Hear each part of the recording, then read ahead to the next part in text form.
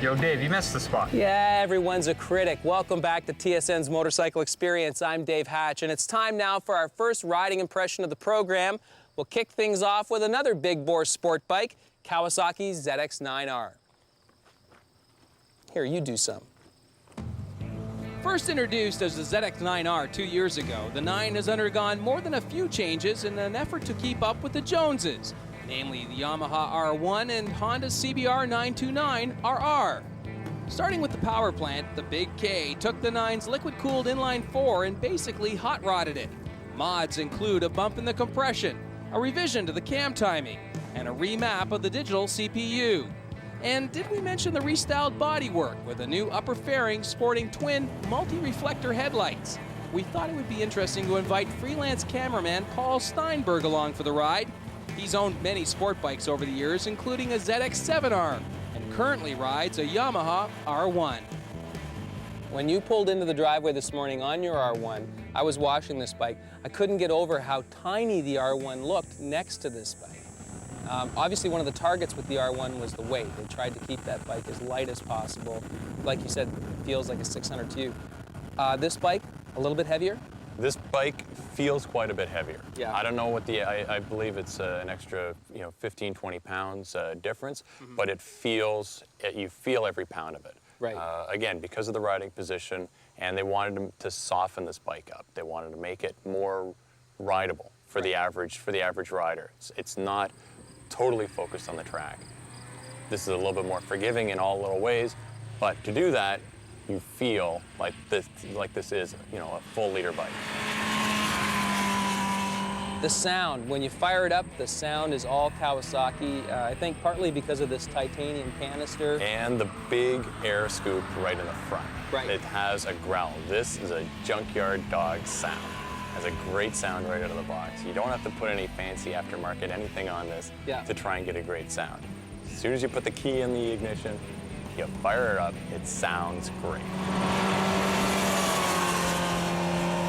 What about the stopping power? They've got the 6-piston calipers up front. 6-piston calipers are fantastic because, again, this is a big feeling bike. It feels fat. It is fat. Not P-H-A-T, fat. Fat like David Wells fat.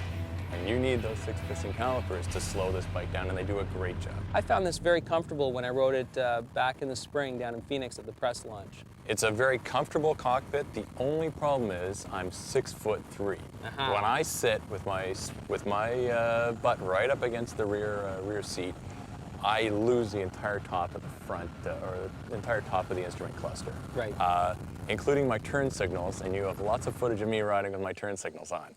I lose the top of the tack, the top of the speedo, and the turn signals. I would love it if they would just move all those instruments, or all those dummy lights, right down to the bottom where a big tall guy like me could see them. One thing I noticed riding this down in Phoenix, no buzziness, feet and hands. Comfortable that way. Smooth, smooth, smooth. You don't even know the engine's running. It is just smooth. We were riding all day, no problem. If I get into a little bit more of a tuck, I see everything. Right. But the mirrors were beautiful. I wish my R1 mirrors were as clear as these. My R1, you can only see from 2,000 to 4,000 revs. Anything else, it's just a total blur. These are beautiful. You get a little bit of your elbows, but other than that, they give you a great view. What did you think of the fit and finish? Very nice. I love this paint scheme when it came out with the ZX7 for that 1 year. Where you look at it it looks black until you get up close to it, when the people come up close to it at the donut store, wow, look at this thing. And then it's got that indigo, undercoat. Is really, really nice. The seat, for me, was a little narrow.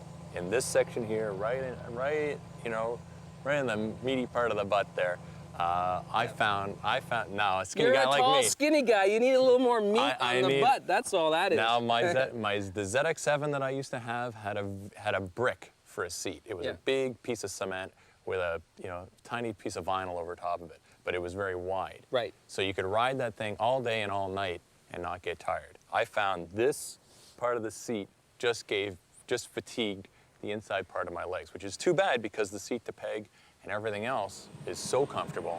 That's just one little spot. For me, if they designed it for me, that's the one spot they missed.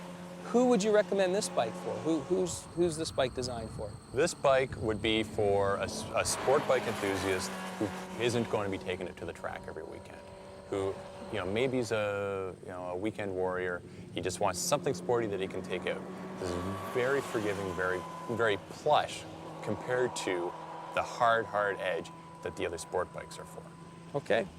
Well, thanks, Paul. It's been great to take a second look at it. I'm glad you could do it for us. Thanks for the invitation. Thanks a lot.